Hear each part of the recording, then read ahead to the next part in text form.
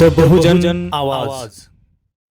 Darwha police स्टेशनच्या नवीन इमारतीचा लोकार्पण सोहळा संपन्न। नमस्कार, मी सदानंद खिलारे, आपण पाहतात द बहुजन आवाज। आज दिनांक 1 मे 2026 रोजी दारवा पोलीस स्टेशनच्या नवीन इमारतीचा लोकार्पण सोहळा मोठ्या थाटात संपन्न झाला। यावेळी दारवा पोलीस स्टेशनच्या नवीन इमारतीला आकर्षक सजविण्यात आले होते व जागोजागी रांगोळ्या घालण्यात आल्या होत्या। दरम्यान या सोहळ्यासाठी आमंत्रित असलेले मृद व जलसंधारण मंत्री संजय भाऊ राठोड व यवतमाळ वाशिमचे खासदार संजय भाऊ देशमुख यांनी या सोहळ्याचा शिलान्यास केला व फीत कापून नवीन इमारतीचे रीतसर उद्घाटन केले व आपल्या प्रतिक्रिया नोंदवहीत नोंदविल्या। या कार्यक्रमाचे अध्यक्ष माननीय संजय भाऊ राठोड होते, तर प्रमुख पाहुणे म्हणून संजय भाऊ देशमुख, पोलीस अधीक्षक कुमार चिंता आदी उपस्थित होते। यावेळी संजय भाऊ राठोड व संजय भाऊ देशमुख यांनी उपस्थितांना संबोधित केले।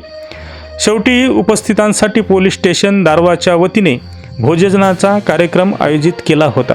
आमच्या पुढील बातमीच्या अपडेटसाठी चॅनलला आत्ताच सबस्क्राईब करा, व्हिडिओला लाईक आणि शेअर जरूर करा। धन्यवाद।